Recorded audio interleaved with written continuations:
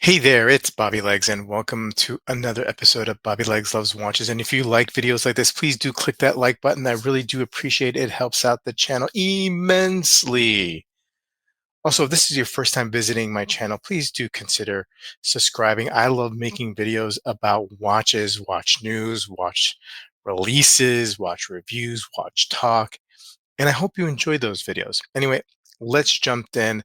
New collaboration here between Chopard and Hodinkee. Now, if you're not familiar with Chopard, please do familiarize with the brand. It is an exquisite luxury brand. Look, the price points on all of its pieces are probably out of reach for most of us, including me. But that does not mean you cannot appreciate them. And whenever I have a chance to see one in the flesh, I take a chance. I go for it because they're just really exquisite watches. And so, Chopard is releasing the LUC XPS 1860 Officer Limited Edition with Hodinkee. It's priced at 36,700, but this is a stunning piece. Let's take a look at some images here.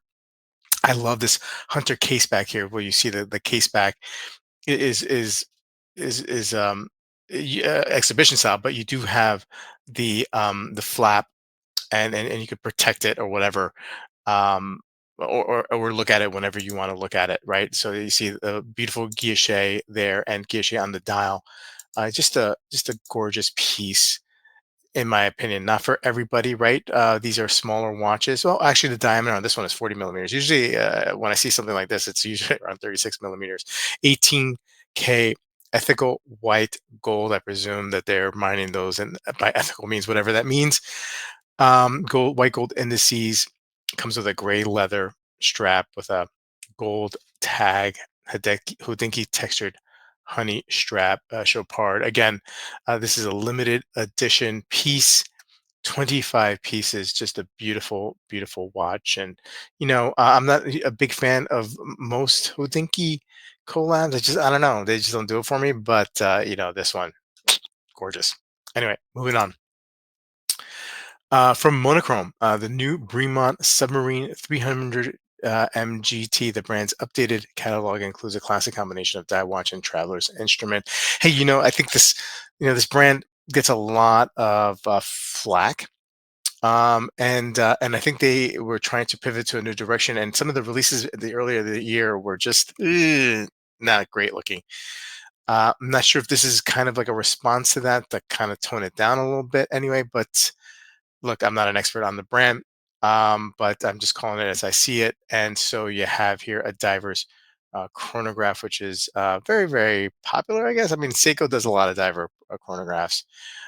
So combining a dive watch with a traveler's function, I have no problem with the diver chrono, but if it's too big or too heavy, like for me, like when I'm thinking of travel watch, it's something I want to carry along when I'm traveling and not be weighed down by like a really heavy or big watch. So, not a problem. In general with the concept, but just make it. Hopefully it's a lighter watch. I mean, 300 meter GMT 1000 meters. That's going to be a thick watch typically, and I don't like my travel watches thick. No, sirree, Bob. So let's see the specs. Hopefully they conform to that. And a nice little case back here with the world 30 millimeter case. I have a 13 millimeter case thickness. Just on the. Mm, this is a dive watch. This is not like a traveler's watch. Anyway, maybe I'm just making a bigger deal about it than I should. Anyway, I'm sure somebody's going to put a comment and let me know what they think about it. 300-meter water resistance, 24-hour insert, and 24-hour scale. Two-tone insert, sorry, and 24-hour scale by a directional bezel. Dial red, blue, or green gradient. You get the Salida 330-2 in here, automatic office style GMT, 25,000 joules, 25 joules, 28,800 beats per hour, 24-hour scale, 50-hour per hour. Sorry about this one. It's a limited edition. The green is not limited. 4,600 euro. Ouch. Yeah. I mean, I would just buy a Seiko. I would just buy one of those Seiko GMT dive watches that are just, yeah, that's a lot.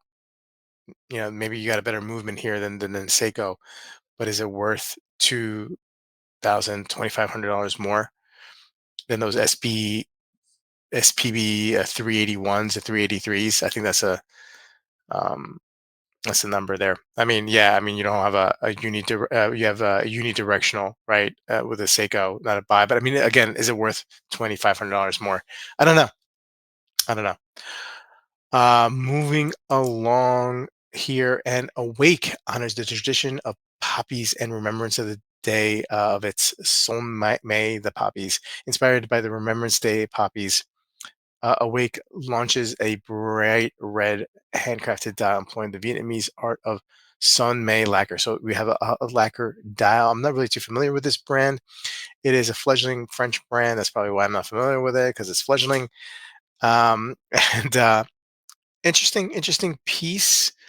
Um, the Remembrance Day is the second Sunday of November and commemorates all British and Commonwealth service members who have died in conflict with the First World War. The Remembrance Day is the poppy, a flower that was common sight in the Western Front. Interesting texture on the dial. I mean, not bad. I mean, let's look at an interesting case, engraving and development and design there. Not too shabby. Also, we'll see about the price here. 2,200. Okay, 38 millimeter case diameter, 11.8 millimeter thickness, 46, almost 46 lug to lug. The red poppy color, handcrafted using ancestral Vietnamese sanded lacquer dial. So this is the selling point here on this watch. It's the lacquer dial. $2,200. Okay, for a brand that is not really known. It's interesting. Time limited edition, available for pre-order. Deliveries in 2024. Again, 2,200 US. Okay. Um, and finally, Union Glashutte. This is one of the brands that I really root hard for. It's a German brand. It's part of, is it Swatch or Richemont? It's one of these, like, I think it's Swatch. The latest retro sports car. They've been doing a lot of car themed chronographs, Belsar. I Most of them aesthetically, I love the look, but these are big watches. Um, and that's a killer. That's a killer. 44 millimeter case diameter, 15 millimeter um, height. Here's the thing: almost 53 millimeter lug to lug. So this is a really big watch. And if you have a big wrist and you like the look, good for you. For me, it's just the sizing is just a problem.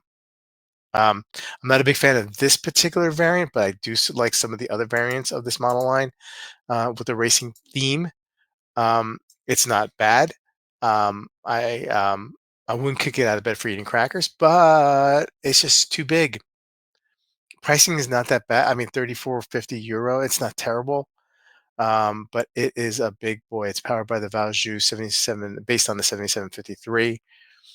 Through limited 388 pieces. Not bad. I just wish there were more size friendly to this reporter. I'm not a reporter. I'm kidding. This guy. Anyway, guys, please let me know what you think of these watches. Please put a comment below, and I will see you guys in the next video. Take care.